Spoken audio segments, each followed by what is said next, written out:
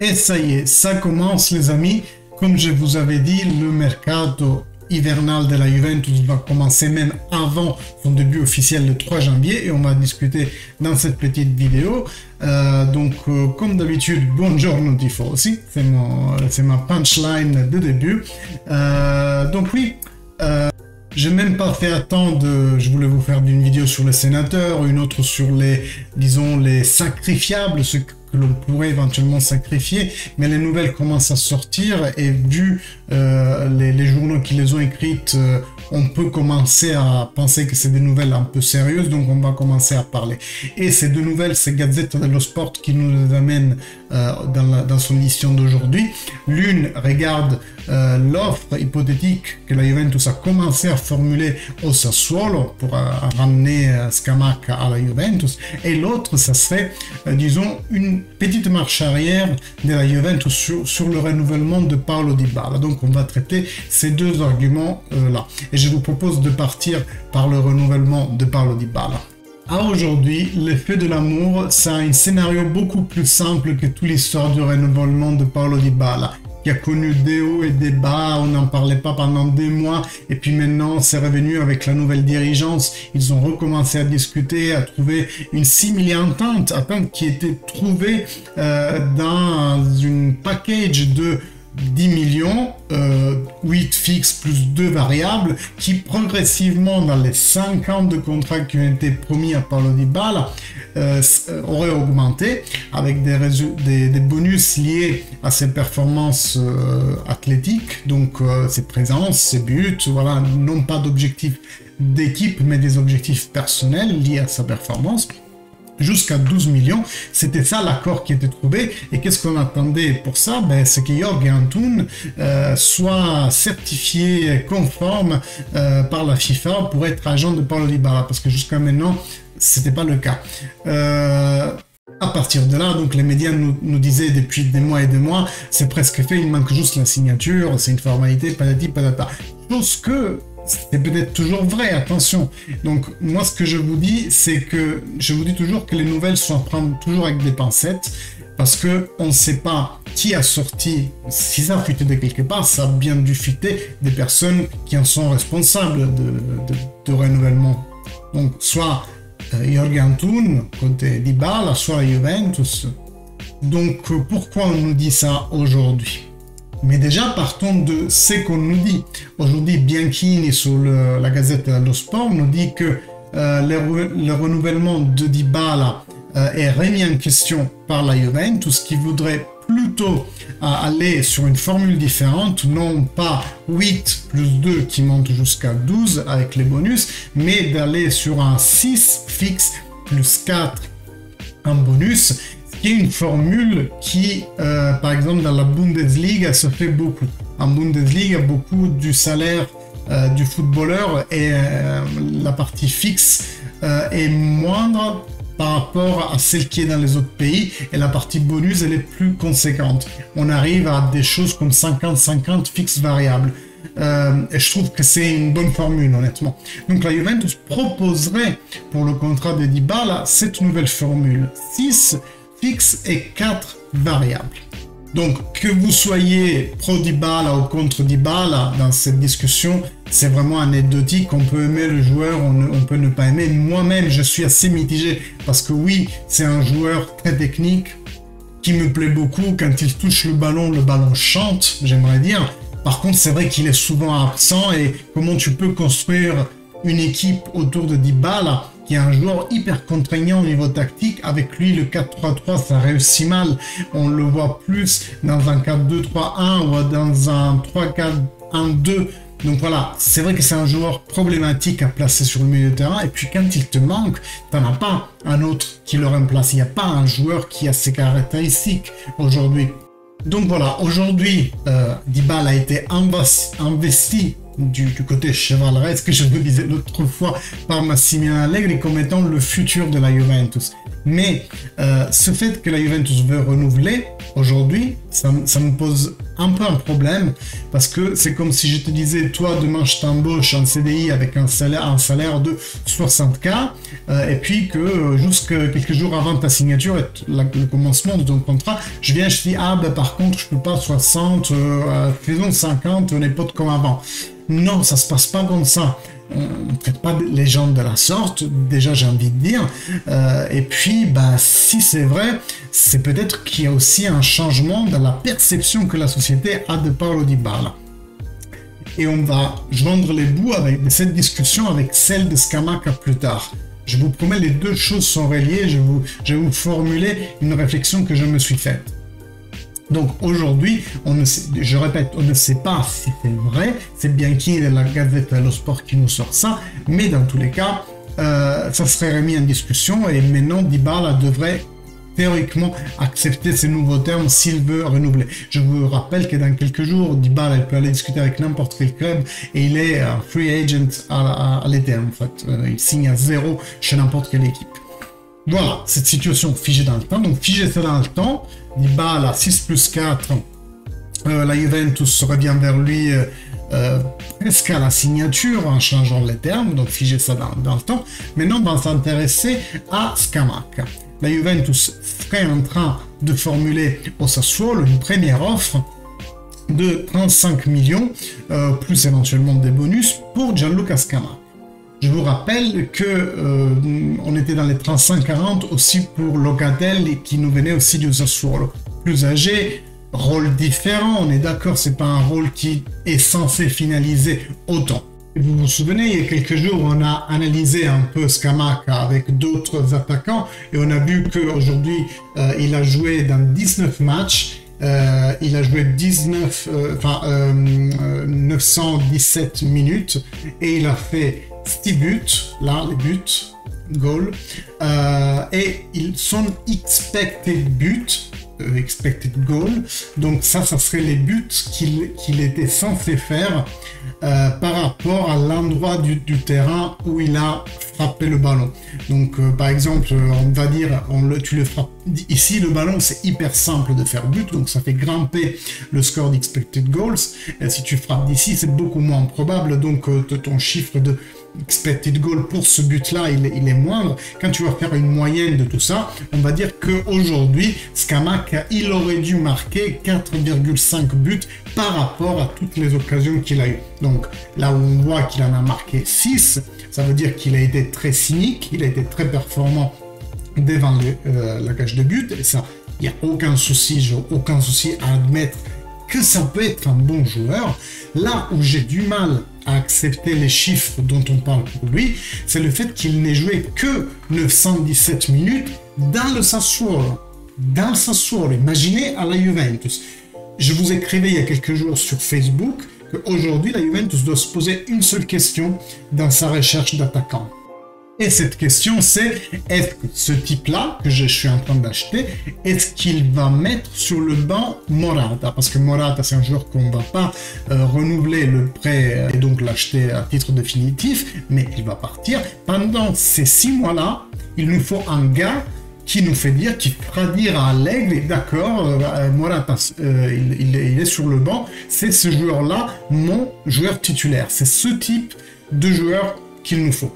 Si Scamacca fait 917 minutes au Sassuolo, est-on sûr qu'il pourra assumer un rôle de titulaire à la Juventus? Quand on me parle de Vlahovic, je dis oui tout de suite. Tout de suite, Vlahovic peut immédiatement, le 6 janvier avec le Naples, être titulaire pour la Juventus. C'est un gars qui a l'étoffe pour le faire. Quand tu me parles de Scamacca, je ne sais pas. Je suis pas sûr qu'il peut être le titulaire de la Juventus tout de suite. Et pour moi, c'est l'unique critère. Si c'est pour acheter un joueur qu'on doit faire mûrir, qu'on doit faire mettre dans le banc Juventus, qui n'est pas le banc du Sassuolo, pour moi, ça vaut même pas le coup. Surtout à 30 ou 40 millions, et c'est le chiffre que le Sassuolo demande. Surtout que tu en rajoutes 30, tu fais un effort, tu rajoutes 30, tu as Vlahovic. Donc pourquoi dépenser la moitié du budget de Vlahovic pour quelqu'un qui n'est pas Vlahovic? ça, il faudra que la Juventus nous l'explique. Et ils ne le feront jamais, bien entendu. Mais s'ils font ça, je me dis, c'est qu'ils y croient à fond sur Scamacca. C'est qu'ils croient que Scamacca va être l'Immobile du futur. J'en sais rien, le Christian Vieri du futur, le Batistuta du futur.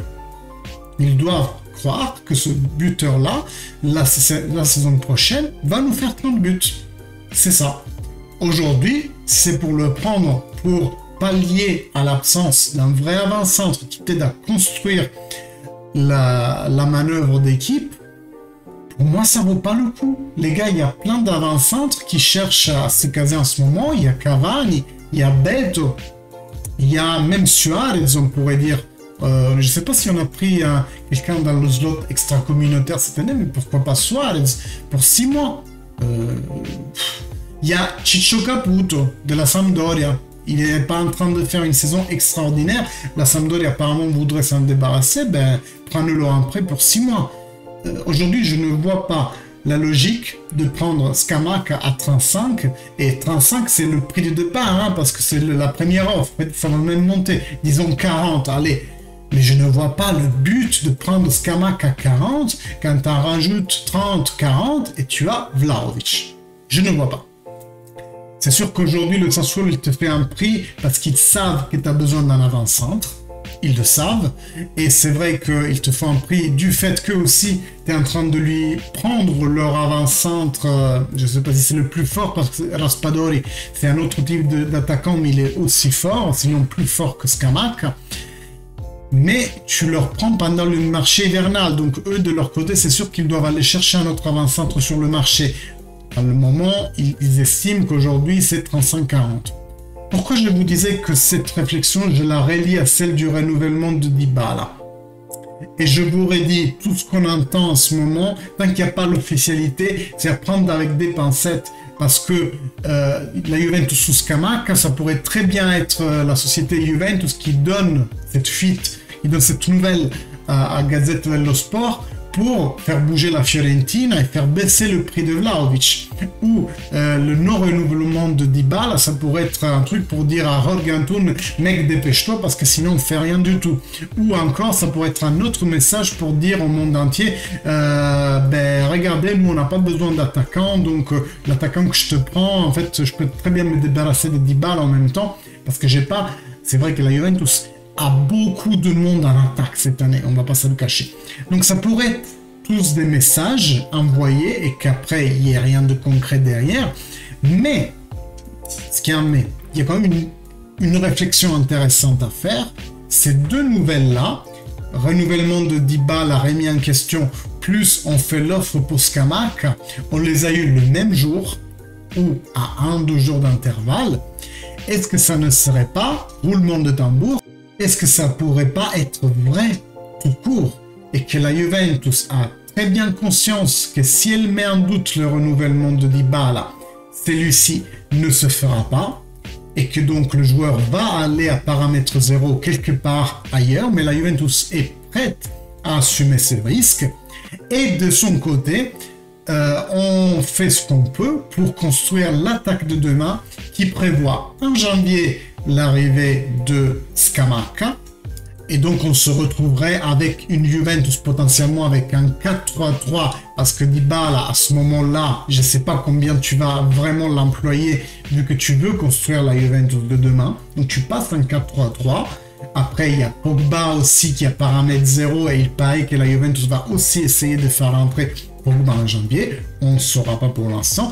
Mais si c'était vrai et que la Juventus se disait tant pis, on perd Dybala à 0 et on commence à construire pour le futur, tu aurais une Juventus qui peut jouer en 4-3-3 parce que le blocage principal de la Juventus pour qu'il joue en 4-3-3 c'est Dybala. Et demain, tu te retrouves avec une Juventus avec, pour l'instant, en janvier, Chiesa, Scamacca, Kulusevski ou alors Kulusevski, Scamacca, Quadrado, ou alors tu veux employer Morata, tu veux employer un Keane.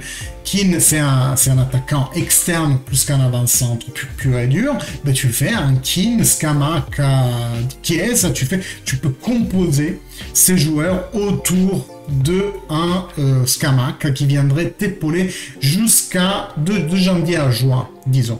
Et après, vu que tu t'es débarrassé du cachet assez onéreux de Dybala, tu pourrais aller vers Scamacca sur le banc et tu achètes Vlahovic comme attaquant titulaire. Donc tu aurais une attaque qui est décomposée de la bonne façon parce que tu as un avant-centre titulaire Vlahovic, un attaquant sur le banc, Scamacca, qui oui t'a coûté à ce moment-là 40 millions, mais parce que tu en avais énormément besoin entre janvier et juin. Donc là, ça fait un peu plus de sens de se dire qu'on l'achète vraiment pour les 6 mois. De toute façon, un prêt de 6 mois est onéreux comme prêt. C'est pas des cacahuètes que tu payes quelqu'un 6 mois. Plus court est le contrat, plus tu es obligé de mettre d'argent dedans.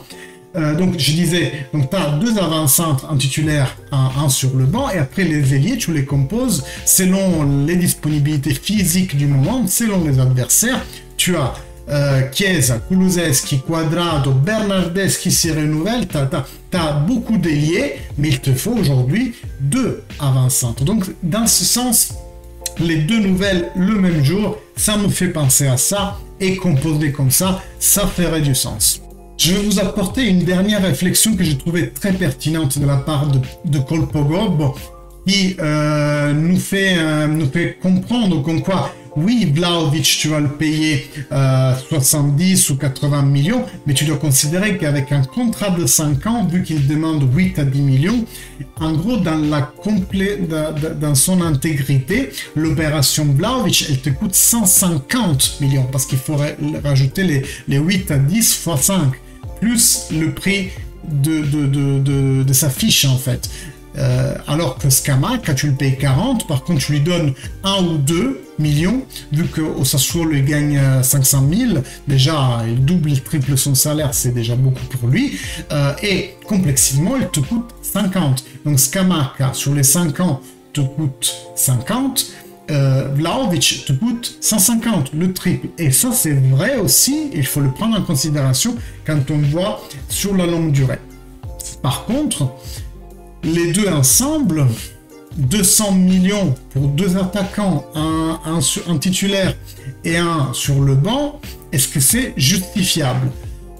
Pour moi, seulement avec la théorie que je viens de vous exposer, en fait, le fait que la Juventus veut effectivement se débarrasser de Dybala, ils sont disposés à le faire partir à paramètre 0, mais qu'on commence à construire tout de suite avec Scamacca pendant 6 mois et en juin avec Vlahovic. Vlahovic, les gars, je veux vraiment y croire. C'est vraiment un joueur que je vois beaucoup à la Juventus. J'espère que si jamais Dybala part, c'est pour nous faire arriver les deux et qu'on puisse avoir une Juventus compétitive l'année prochaine. Bon, qu'en pensez-vous de cette analyse? Dites-moi ça dans les commentaires. N'oubliez pas de liker, commenter. Vous savez, ça fait grandir la chaîne. Plus vous likez et commentez, plus YouTube va proposer le contenu à d'autres. Je vous le dis toujours, mais n'arrêtez pas de le faire. Et puis, moi, je vous fais les vidéos que je vous avais promises et je vous les fais dans les jours suivants. Au moins qu'il n'y ait pas d'autres nouvelles et que je dois vous en parler. Salut les gars, passez de bonnes fêtes. Fino alla fine, forza Juve!